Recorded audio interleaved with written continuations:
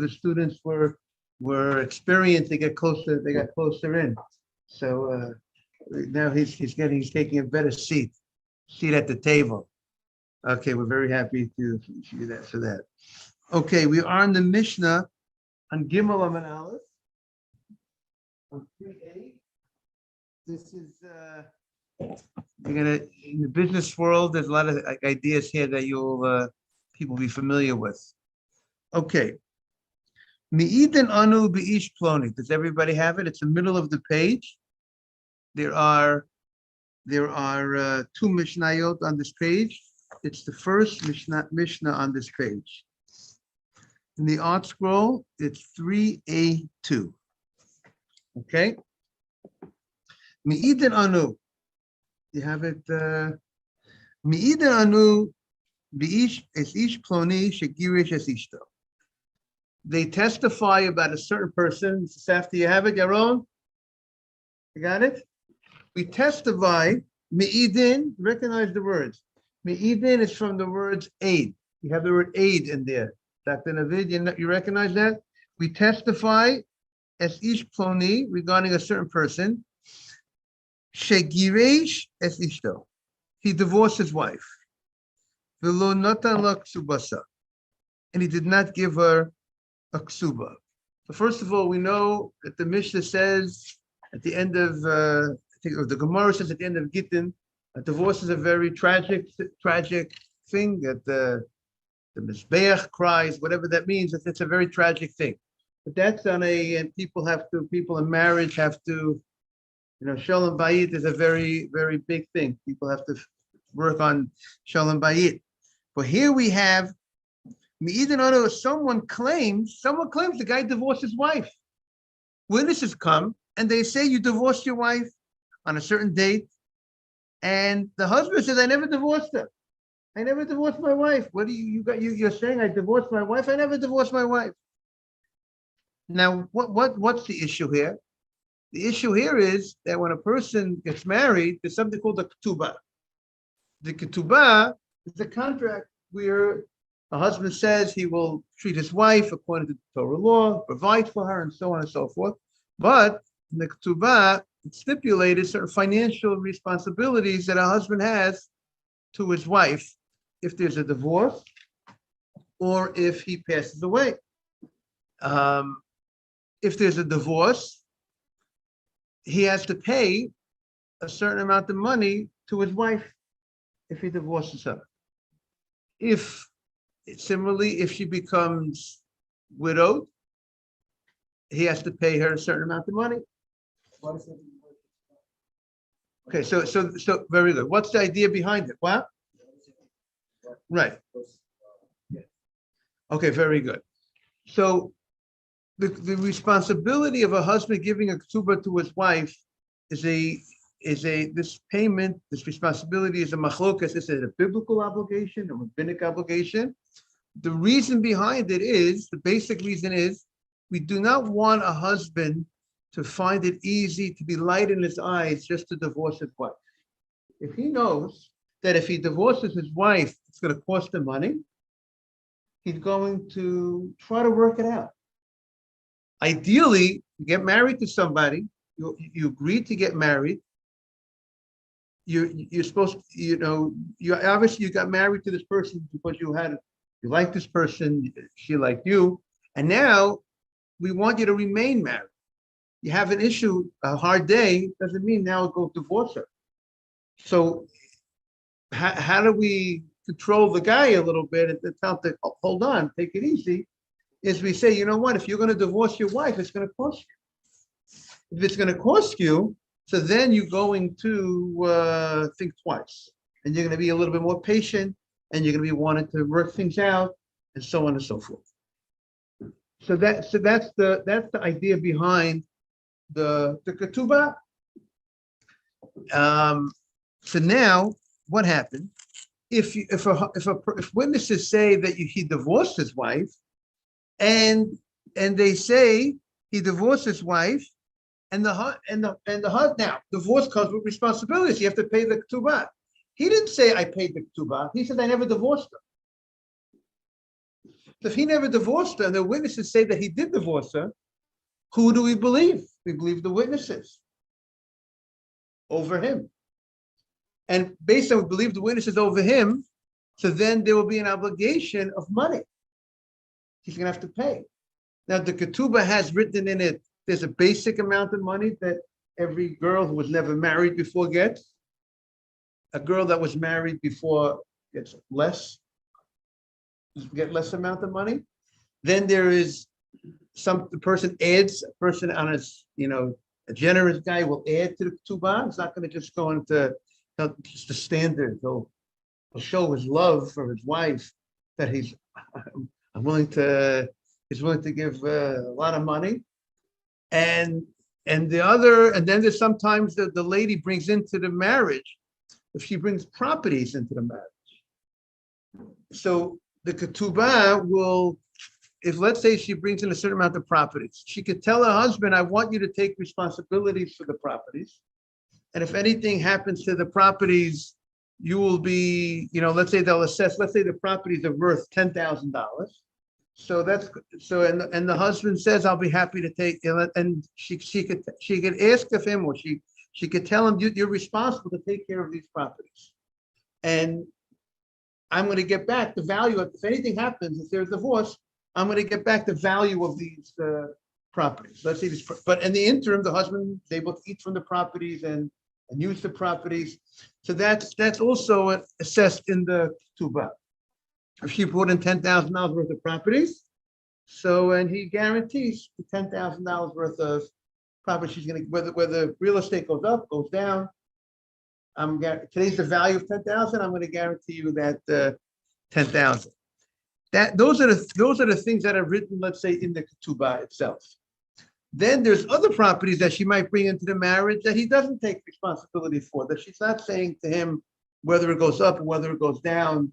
You have just, these are my properties. And if it goes up, the woman will make money on the deal. But in the interim, as long as they're married, the husband's able to eat the fruits of those properties. Okay? So the husband's able to eat the fruit. So now, for our purpose now, we're going to focus on just the Mishnah talks about the ketubah. So he's claiming he never divorced his wife. He owes her nothing. I don't owe any money. The wife was probably either the wife is not here in town somewhere, or the wife is going along with this false. The wife is going along saying that she also got divorced.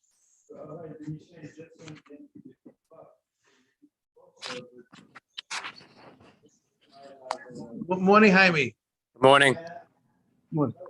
Say it again about the witness.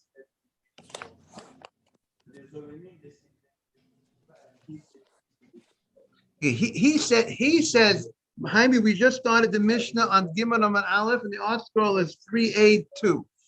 Thank you. So the case here we're talking about is we have two witnesses.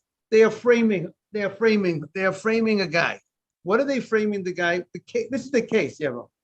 The case is they're saying the guy divorced his wife. He denies that I didn't divorce my wife.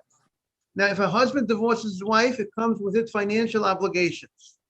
He has to pay the amount that's written in the ketubah. That a husband, when he gets married, there's certain, now, the Svardim, I think some Svardim write in an amount of money. Some people write in a specific amount of money. Some people, depending on the community, there's a standard amount of money that every girl gets. And then there's, but then there's individuals that write, that give, that offer more, that add to the ketubah, okay? So he says, the husband says, I did not divorce my wife. Witnesses say you divorced your wife. Now, if he divorced his wife, and the court rendered a verdict based on the witnesses. And they said that, okay, we believe the witnesses, and you have to pay the woman, you have to pay your wife the obligations of the ketubah. Subsequently, two witnesses come and they say, how could you guys say, Nathan is back. Morning, Nathan. How could you say that you witnessed this man, Ruvain, divorcing his wife on such and such a day, You were with us. You were with us in a different part of the world. You were with us on that date. The date that you say that the divorce happened, you were with us in a different part of the world. So so they became Zomamim. The witnesses became Zomamim. And now the question is, how much do we have to obligate the witnesses for framing this husband, right? You hear the question?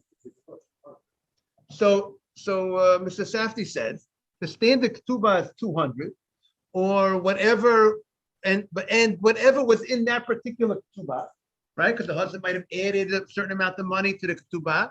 So whatever value the ketubah, whatever was said in the ketubah, everyone sees the ketubah. There's no question, a lady must have her ketubah, right? And you want to claim, and there's no question about the ketubah, what's written in the ketubah. That's no question.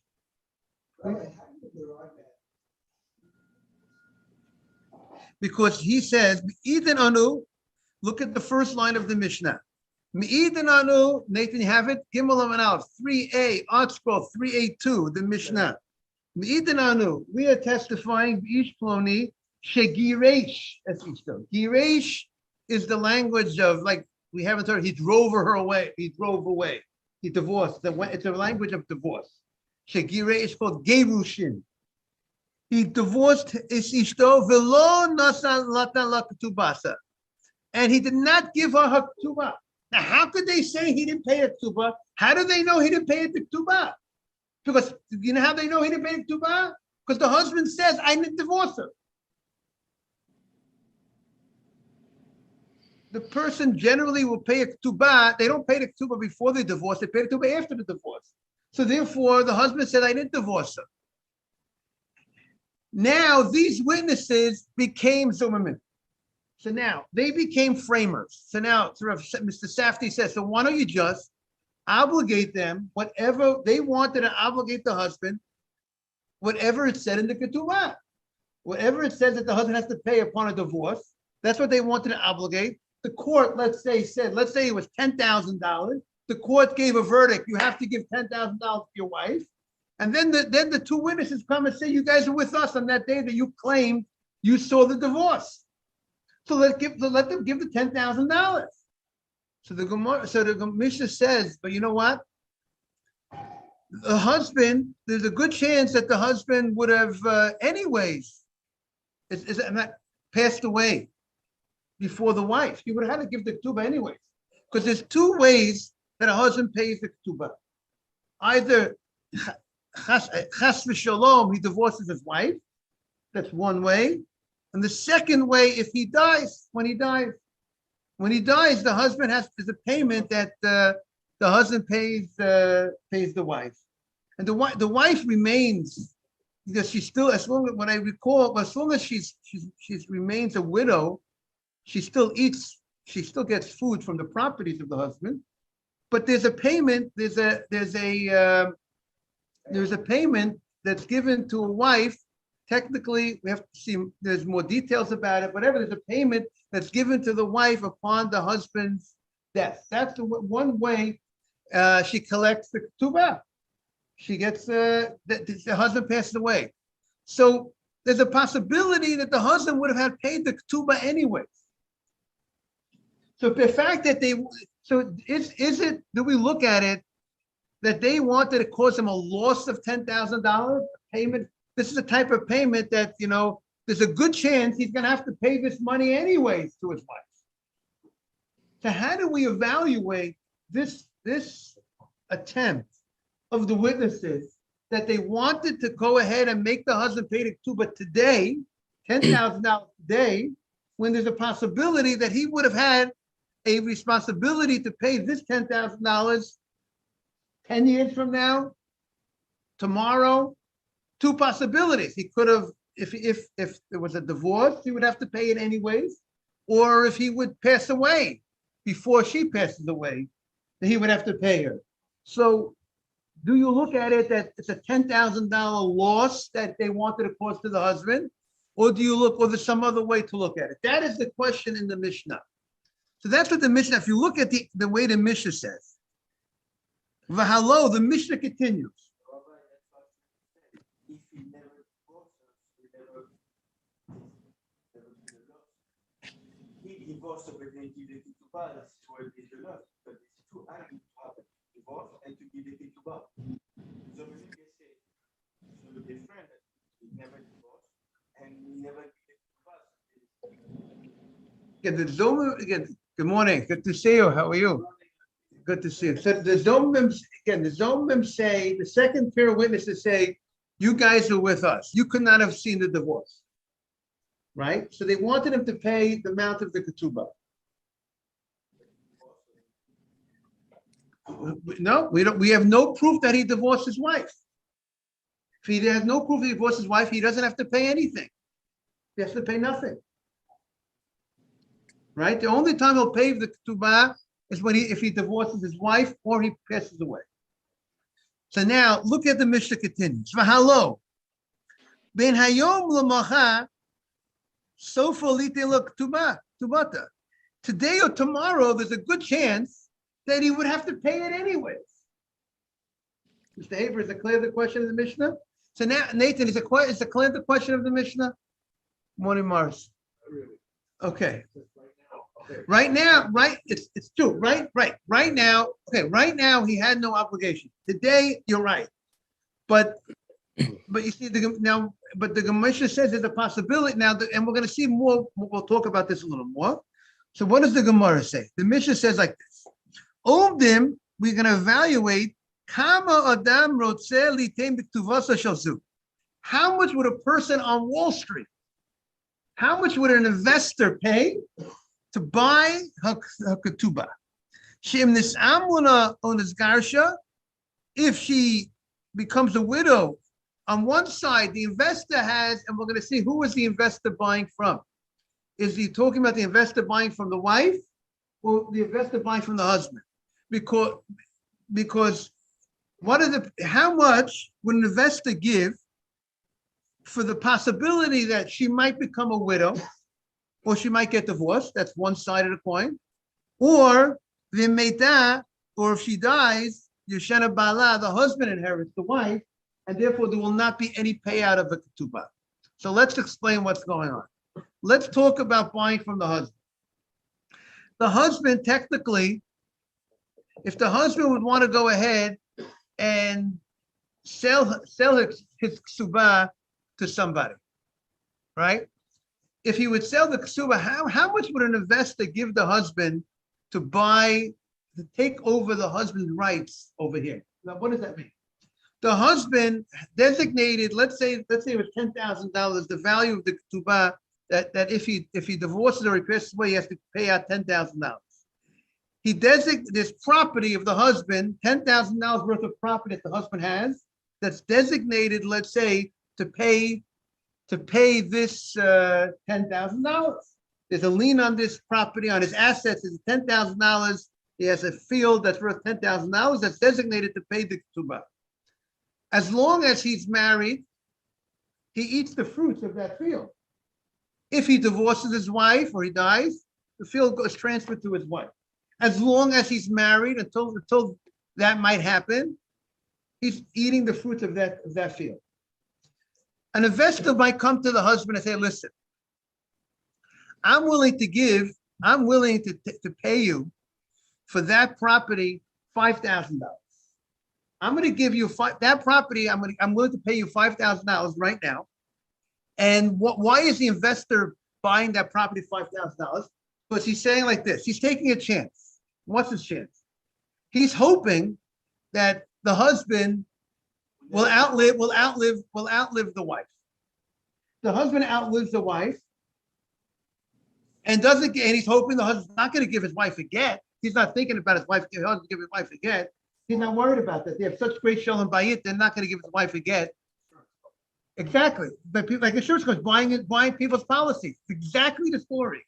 So here it's all here in the Gemara and the Mishnah. Nathan, how do you like that? So, let's maybe after you learn the Gemara, maybe it'll be understandable. So the investor says to the husband, "I'm willing to give you $5,000 for your property." Now, he might lose his 5,000 because if the husband passes away, the property goes right to the wife. He lost his $5,000 investment. But in the interim, until that might happen, he's eating the fruits. He's getting dividends. He's getting value in the interim. He's hoping the husband outlives the wife, and then he paid 5,000 and he gets a property that's worth $10,000. That's a good deal for an investor. That's if the husband will buy, that's if the investor buys from the husband. Now, what about from the wife? An investor buys from the wife. So what the wife has now. So Rashi says the investor would get less money, would have to pay less money to the wife than he would have to pay to the husband for his rights. Now, what does the investor go to the wife? Says to the wife, Mrs. So-and-so, I want to buy your rights of collecting the ketubah.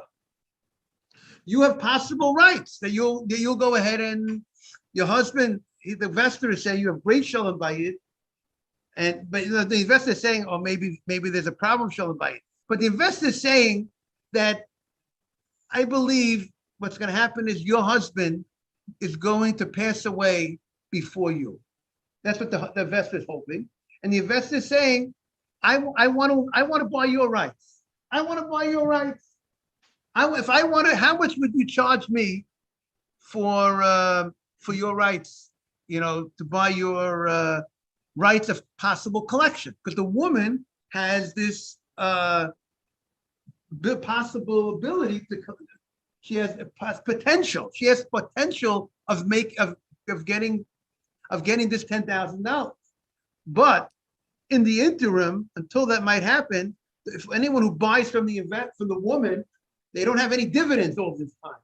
Until there's an actual death of the husband or a divorce, that's the only time he's going to get a penny from the investor, is going to get any benefit from the property. So therefore, because the investor who buys from the woman in the interim gets no dividends on the deal, no penny, so therefore the investor is not going to give as much money to the woman for this property because the investor is not getting anything in the interim. So therefore, Rashi says, that's one reason Rashi says that the investor will give less money to the woman to buy the woman's possible potential of collecting the ketubah. So now one opinion in the Gemara is going to say the following. We look at what the witnesses wanted to make the husband lose. When the witnesses come and say the husband divorced his wife, at that moment, now the husband cannot no longer go to Wall Street and sell his insurance and sell it to an investor to say, you want to buy my rights here in this property. Because once he divorced his wife, he has to pay the $10,000 property. But if he did not divorce his wife, if he will not be divorced, if we throw out the witnesses because they were framers, so now the husband is back to step one, where he's married to this woman, and as a married man, he has value that he could get. He could sell this property, this what's designated for the ketubah. He has value to get money for this, and they wanted to take away that opportunity from him to get that $5,000 for that property. So therefore, we will look at it. That's one way, one opinion in the Gemara. We look at the husband, the Baal. We look at what he could have gotten as a married man, what he could have gotten from an investor, and now as a result of their testimony, he lost that ability to get that he was going to lose that ability to get that $5,000 from an investor. So therefore, they would have to pay the husband $5,000. That is one opinion. Is that clear? I want to know if that's clear. It sounds a little, detailed. Anybody have any questions? Should I repeat it? What?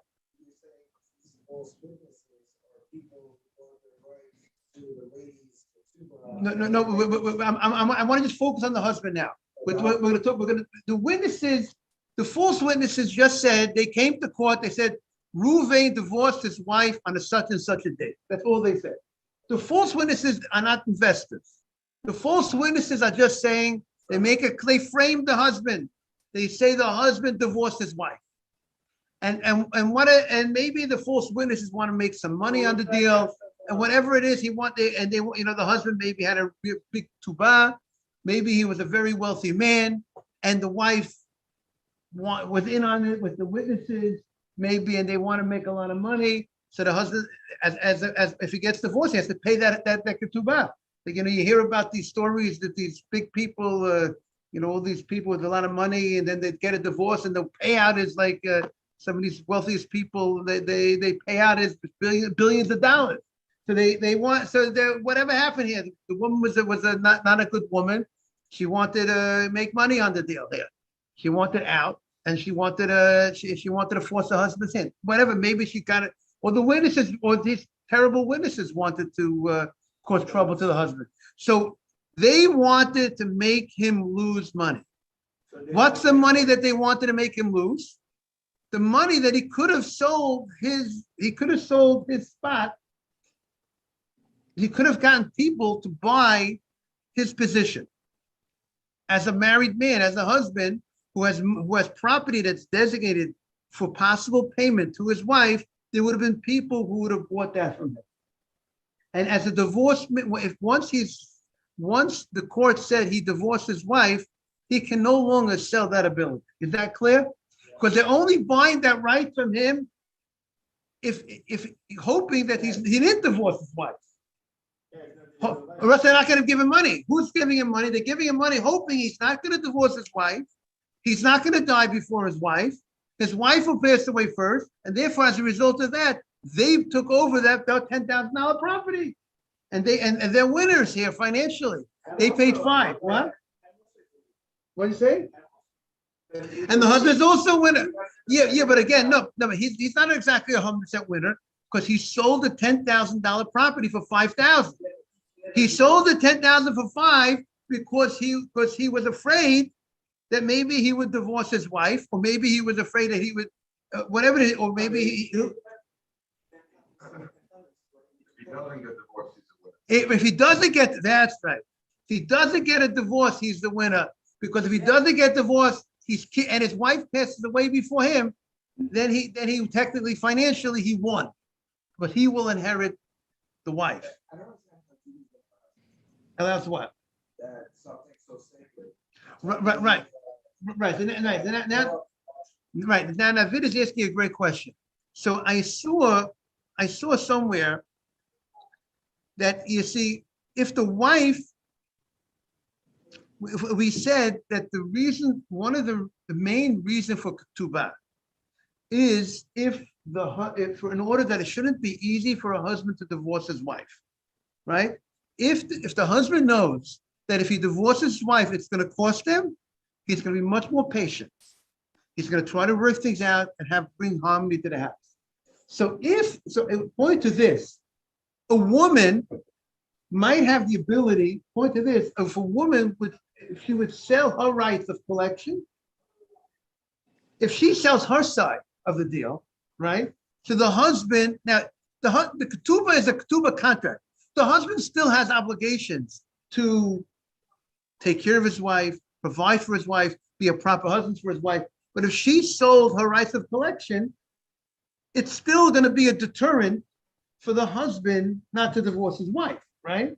Because if she sold her rights, someone else took their rights.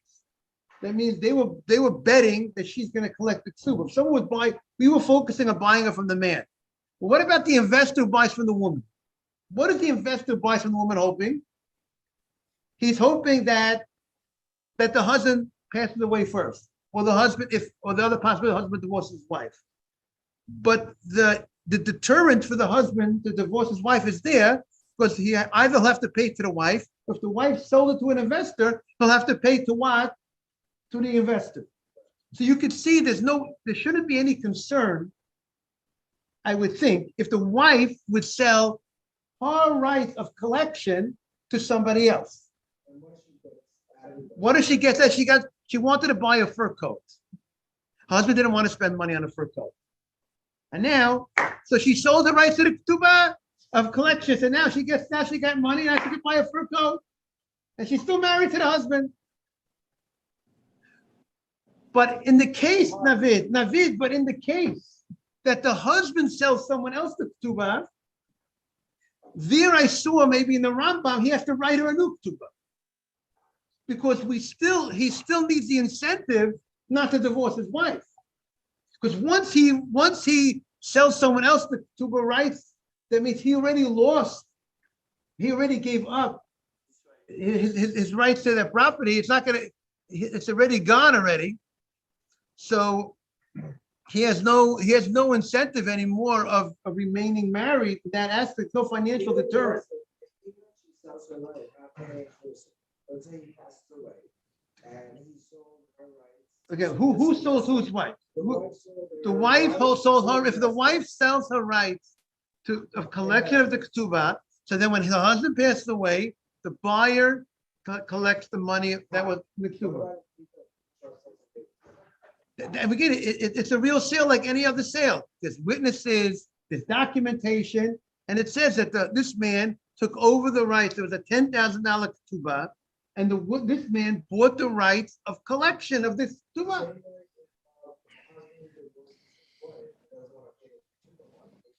Of course, they're supposed to enforce it. If the husband divorces his wife, it's a loan. It's an obligation. The court, they have to.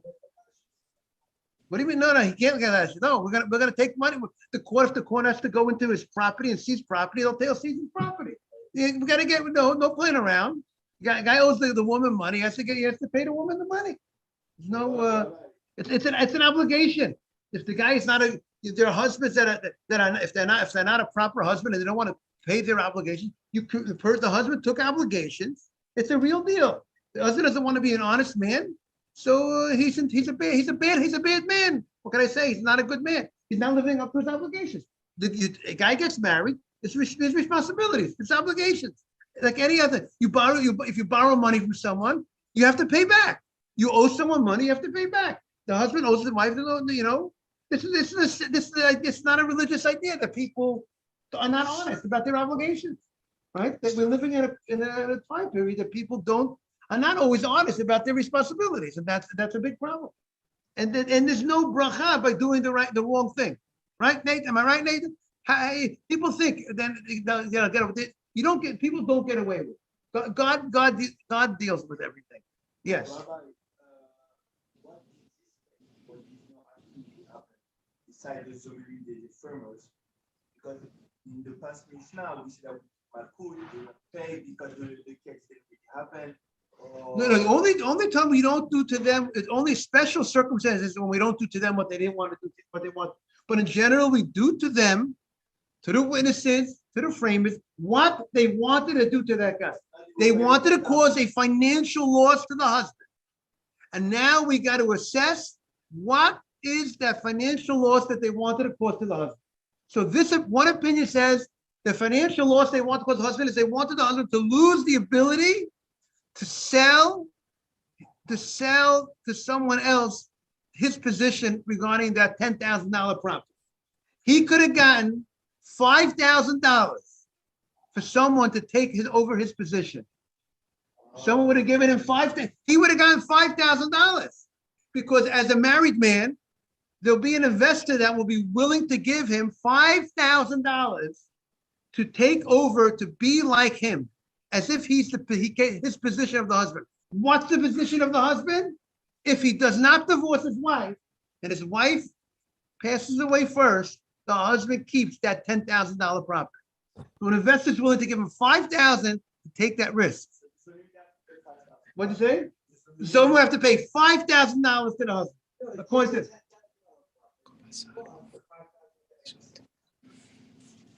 he keeps exactly. So he keeps his $10,000 property, and they wanted him to lose, and therefore, for wanting him to lose $5,000 monetary value, they have to give him a payment of $5,000.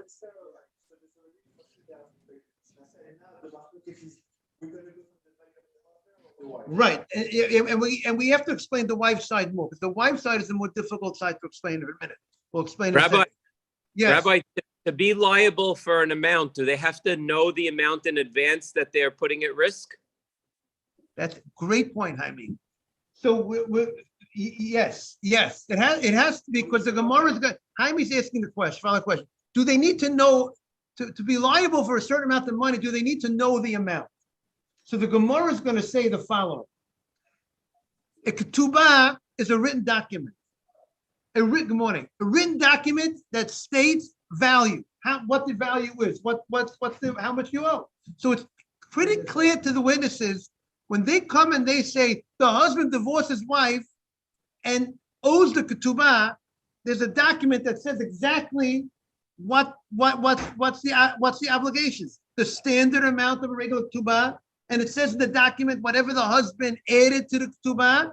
And it says in the document, certain if the woman brought in certain properties that the husband accepted responsibility for. So all of that is assessed in the ketubah. But then there's other properties. Let's say that's not in the ketubah. The woman brought into the marriage other properties that the husband, that were not assessed into the ketubah. Why? Because it wasn't a property that was iron sewn barzel property. It was properties that, if it goes up in value, goes down in value, remains by the wife, if there's a divorce or death of the husband. But in the interim, the husband eats the fruit from those properties. That is not assessed in the, that's not written in the ketubah. So even though the witnesses wanted him to lose that right also, because as a married man, all those other properties that the wife had, that she brought into the marriage, the husband has rights to eat from those fruits of that property. And by their testimony, by saying he divorced his wife, he was going to lose the rights to eat from all the fruits from those properties. But because it's not clearly known that she brought these properties into the marriage, the husband, it's not known to the world. The world knows by what's in a document. The document has witnesses on it. The word goes out. We know but there's Adam on the document. But what other properties she brought into the marriage, might not be known to the world what she owns, what the woman brought in, what belonged to her before the marriage. Therefore, the witnesses will not have to pay for that loss that they attempted to cause to the husband from eating the fruits of those other properties, since they were not known. That answers your question, Jaime. And that's what the Gemara is going to say later. The only thing that we could obligate the witnesses is what's written in the document. So it's known that when they came to court, they knew they were coming to frame this guy to cause this type of loss. But if it's not known, they will not have to pay. Okay, we're going to, yes. And they go and nobody starts to strike. So now, if they did a mistake, they didn't solve for this guy. From him, we're gonna get a big amount. And when they arrived to the court, they saw that they already sold the strike of the ketubah on this.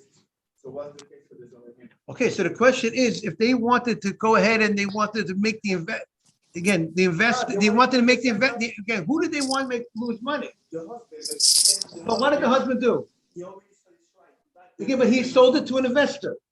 But then they wanted the investors to lose the money. They didn't know. Well, they didn't know but they knew there's a value of the ketubah. So even though they didn't know that the husband sold it to an investor, but they knew they're coming to create a loss of that amount of money, because the face value of the ketubah, whatever it says in the ketubah, whether the husband has the ketubah or he sold it to somebody else, they're coming to create that loss. They're coming to create that loss.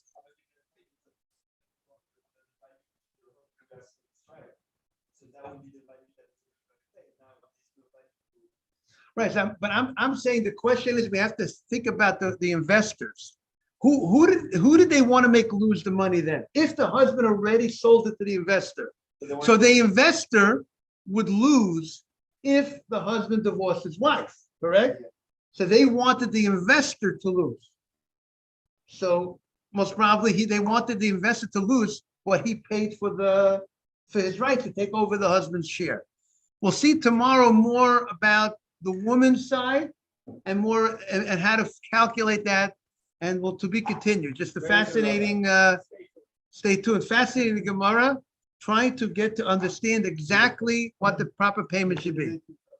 Have a great day, everybody. Happy birthday. Jaime, thank you for being on. Have a great day. Thank you. Mr. Safdie? Amazing. Thank you, Rabbi. Thank you, Jaime. All the best. Take care. Yes.